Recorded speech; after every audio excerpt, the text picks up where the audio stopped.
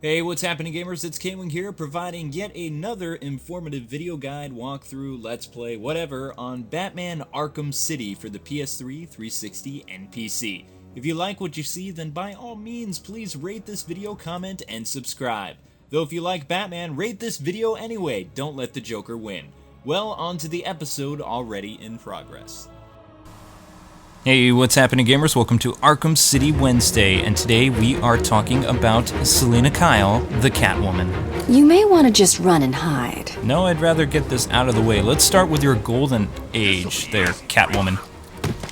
Start at the beginning. Yeah, the beginning. Catwoman first appeared in Batman #1, which is not to be confused with, of course, Detective Comics, which was Batman's first ever appearance in DC Comics. She was a thief. She referred to herself as the Cat. Any of you have an itch that needs scratching? Actually, I do, but that is off topic. She was a cat burglar and used a whip, which was later used with all her other incarnations. Another interesting character trait about her is she didn't know whether she wanted to bat for the bad guy or the good guy team, which also would be mirrored in later incarnations and retellings of her character. And she was created by Bob Kane and Bill Finger, I believe it is. Yeah. I'm not sure. Bill somebody. No, it's fine. Talk Don't already. make me humiliate you boys. Oh, you already are kind of humiliating people, but that's fine. It's all good. Kick. So, during the whole Comic Code Authority ruling, Catwoman seemingly vanished from like 1954 until, broke my combo, 1966, I believe it was. Yeah, that's pretty weird. Well, there's, people can go and look it up. I'm not going to explain what it was. Basically, had a lot to do with censorship in comics and making things really odd. Hence why we got the Silver Age. But yeah, like you couldn't like hit a woman or something like yeah, that. I'm not going to explain it. It's too technical We're to not get into. gonna go into it. So basically, Catwoman would have occasional or minor cameo roles, I'm lost, and boys. during this Can anyone time, help she a did girl? appear on the Adam West show, and she was played by Julie Namor. And what was interesting about that show is, I never knew this until much later, but they had a running gag where Catwoman would seemingly die at the end of her appearance, and this was to kind of mirror what was going on in the comics at that time, with her really not being around at all. Wow. So that's cool. it was like the writers of the show were doing a joke with DC, making fun of them for, a yeah, spoof. where's Catwoman? Yeah. And then when she gets replaced by Eartha Kitt, people are none the wiser. They're like, oh, Catwoman's black now. No, it doesn't matter, it's still Catwoman. It's like, yes, it is, but nobody bothers to ask what... But they did the same thing with Yeah. the guy who was Gomez from the Addams Family, replacing Frank Gorson as the Riddler. They would just replace celebrities with other celebrities playing villains, and nobody was like, oh, it's just the Yeah. Riddler. Kind of how Rachel Dawes was suddenly another person. Yeah.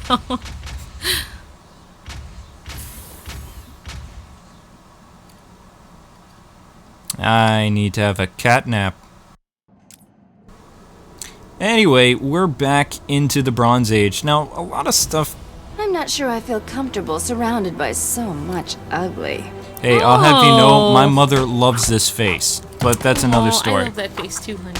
In the 1970s, Catwoman wasn't really around that much at all, but she did kind of say that her disappearance from, you know, the time period of the Golden to Silver Age was because of amnesia, and instead she gave up her life of crime Ooh.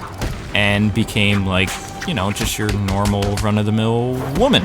Girl next door. Yeah, basically. With a whip in her closet. Made cookies, you know, stole from people. Don't make all that me fun stuff. humiliate you boys. Nice. She was an interesting character in the 70s. She wasn't really Batman's love interest. That spot was for Talia because of Denny O'Neil. Denny O'Neil or Danny O'Neil? I can never get his name right. But yeah, that was the thing. So Talia was Batman's love interest, and Catwoman was kind of like another Batgirl-ish role for Bruce Wayne. So will they, won't they type of chemistry. And she did do a lot of team-ups with him in the Batman Brave and the Bold series, along with some other heroes and things like that, which they kind of showed in the recent Batman Brave and the Bold show. Throw it already. Thank you. I'm back where I need to be. And the guy is down for the count. Oh, that felt good. So, yeah. Any of you have an itch that needs scratching? You already said that. Originally, Catwoman was just a girl who came from a broken home. Probably alcoholism, abuse, whatever. They don't really ever fully say. But she left because stuff happened. And the only way she could survive was by getting a life of crime. And that was her reasoning for everything she did. She didn't steal for the thrill of it. She just stole to survive, at least in the Golden Age. In the Silver Age, not so much. Stay out of the orphanage. No. In the Silver Age, she was just another random female character that would taunt Batman to stop her crimes and things like that. She had no character development whatsoever, and she was very scarce. Just like everyone else in Silver Age. No. Two-Face and all those other people appeared more. Oh, okay. Sorry. But anyway, Frank Miller changed all that in the 1980s, which, of course, everybody knows is my favorite decade for the Batman comics. Introduced a lot of cool villains, and it also dived more into character backstory. But Frank Miller kind of screwed the pooch with Catwoman. You may want to just run and hide. No, I'd actually like to keep my train of thought going, if you don't mind. Oh, there's a lot of guys. This is gonna be difficult. Not an easy thing to do, so I need to clear the room of some of these goons. Now that we have the air cleared, all of you know that Batman Year One was originally Batman's origin, which the New 52 is changing, which doesn't make me happy because Batman Year One was an amazing origin story, and it also set up the origin for Catwoman. Oh, I thought that guy was gonna hit me. I got scared. Leave me alone. I'm a woman. Hear me, ow. Yeah. Hear me purr. Purr? Women purr? Really? She's a cat. I did not know that. We can attempt to purr. But getting back to old Miller, what he did is he turned Catwoman into a prostitute, and she had this fascination with Batman, so she became a cat burglar, but more of an anti-hero and Robin Hood-ish character. Give me a break, guys. Come on. Oh.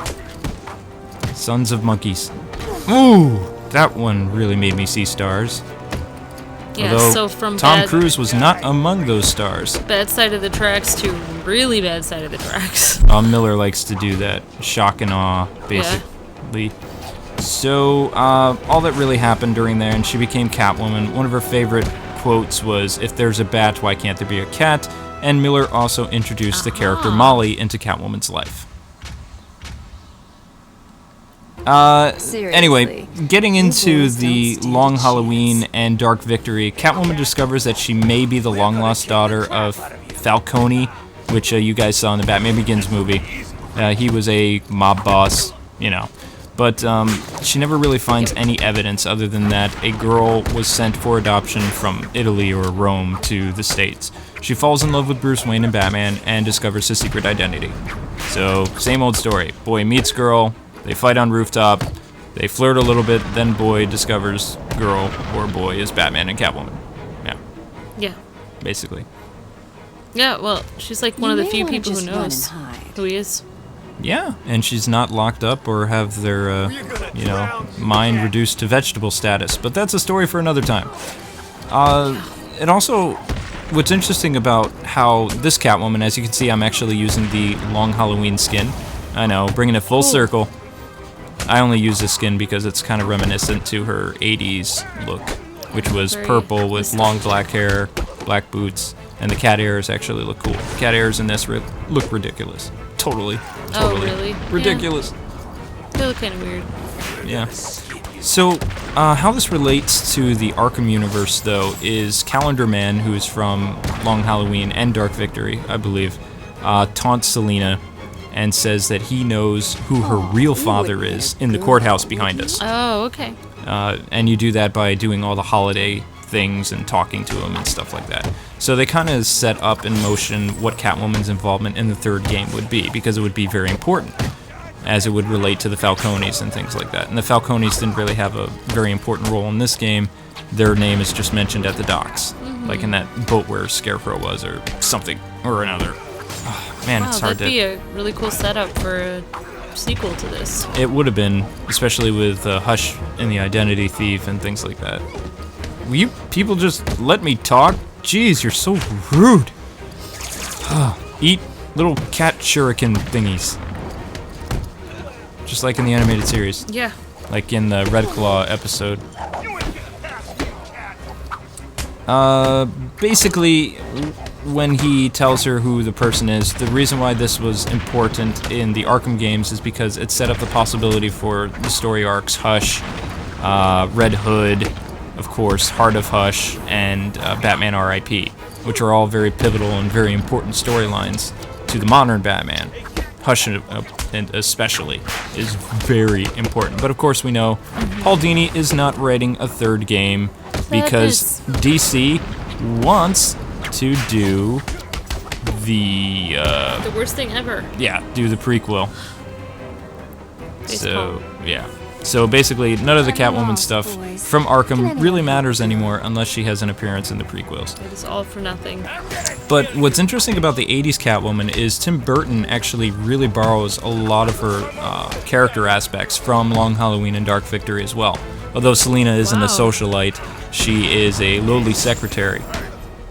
But her relationship with Batman and Bruce Wayne does exist. Batman and her are kind of, yeah, I guess you could say they're against one another. I love those cat shurikens. But she does have a romantic involvement with Bruce Wayne. And when she does find out who Bruce is, she is willing to give up being Catwoman to go and live with him in his castle, like that of a fairy tale is what she says. Wow. But she can't get over the fact that she has to kill Maxwell Schreck in order to appease, you know, the stuff inside of her for what he did to her. She can't just let it go, which is very true to her character. Boom, baby. And that does it for the Catwoman of the 1980s. After a short break, I will be back to chat about the 90s. And we're back into the 1990s Catwoman. See, we're just trugging along, and now we're going to be fighting ninjas, so this is going to be very, very difficult. 90s involvement, Catwoman had like kind of miniseries. I remember at one point there was a comic where she helped out Tim Drake, and she had a white Catwoman outfit, like in the Arctic or something. Oh, wow. She was kind of like a Black Widow character now that I think about it. You boys don't stand a chance. Is that a new costume? What, the white one? Oh, this one you're wearing. No, this is Long Halloween. Okay. No, we mentioned that before. That was a cool little move. And those spiky things really come in handy. I love them. Little cat shurikens. But anyway, 90s, she didn't really do that much. Nightfall, she was around. She didn't join Bane's army, and when Bane broke the bat, she wasn't too thrilled with that. I made a rhyme. And this kind of contradicts Dark Knight Rises, though, because she worked with Bane up until the point that he broke his back, and then she was all like, "Oh, you broke my man, now I'm gonna come after you." And now I'm mad. that's exactly what she did. But Anne Hathaway did have a relationship with both Bruce Wayne and Batman, and did find out who they were, which goes back to, of course, the Long Halloween and Dark Victory thing. Yeah. It's like a great storyline that people keep using in even movies today. So it's very interesting. Any of you have an itch that needs scratching? After Batman came back and she realized Jean Paul Valley wasn't Batman, she was like one of the only people that really knew that, because one, he didn't treat criminals with respect. He would just kill people and other things. Yeah. So he didn't really care, and Batman cares. So she figured out, hey, this nut job in the mask isn't my nut job in the mask. Yeah, she's the only one who could tell that, really. She kind of helps him out in the beginning when he first comes back and, you know, realizes that Batman's off his A game. And then, for some odd reason, maybe they ran out of stories, she disappears, adopts a girl, and goes to New York City. Hang on, ninjas. Something to do. Can't think when fighting ninjas. I'll just use my whip on them. They're cramping your style. Ninjas always cramp my style. No blasted ninjas. But what's interesting about her going to New York City, though, is it actually showed that real places exist in DC, which they would later do with Nightwing, having him set up shop in New York City as well. But Catwoman does reappear in DC before the No Man's Land arc, and she has kind of an important role in that, but not really. Catwoman just loves to talk and throw me off. Not very meow of you. So I'm just gonna kick this guy and use my whip because my whip is fun. I love that little takedown thing, but they didn't let me do it, so. Yeah, the best thing about cats is that they don't talk. Well, she's so agile, too, in this. I mean, she's just like, I think she's the fastest character in this game.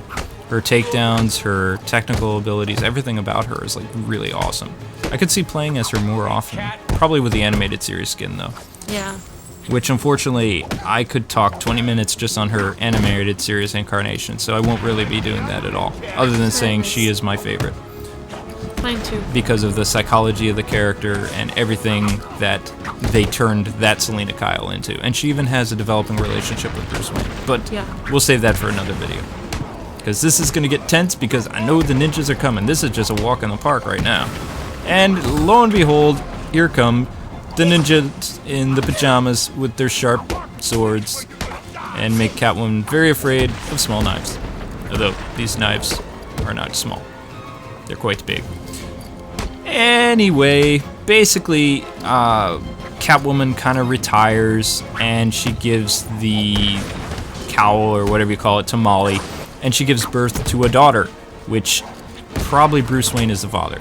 She does don the Catwoman costume after Molly is arrested for Black Mask murder, which happened during the Hush storyline because Catwoman found out who Batman was, had a romance, and after Batman and them had their minds warped by the Justice League with friends like these, who needs enemies, right? Yes, she becomes a good guy for a while, but she was reprogrammed to be one. Though before 1 year later, she killed Black Mask for messing with her family, basically. And because he's a jerk. And, yeah. Yeah. She had to protect people. Yep. It was them or him. Them or Black Mask. And, well, guess what? Black Mask dead.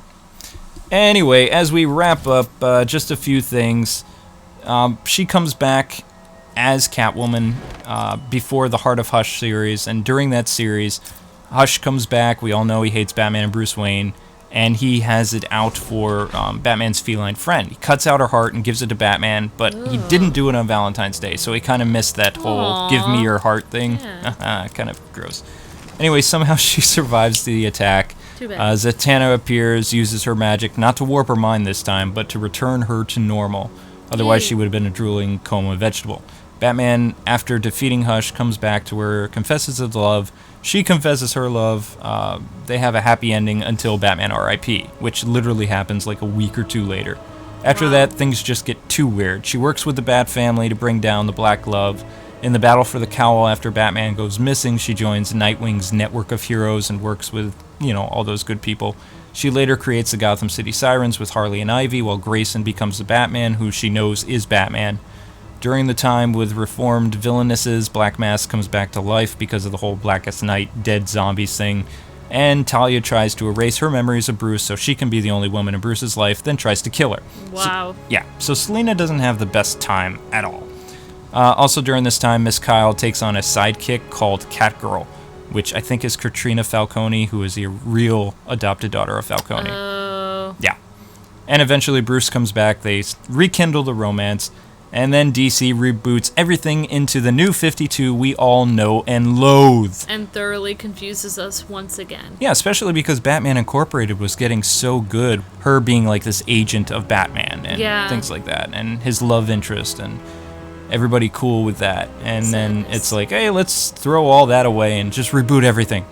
It's like, that's fine, reboot everything, New 52, but don't reboot the last 5 years or even 3 years in comics because it was actually cool. Yeah. But anyway, I give up. I'm done with Catwoman. I've given my 2 cents. I'm done with it. Stick a fork in you. Yeah. You're done.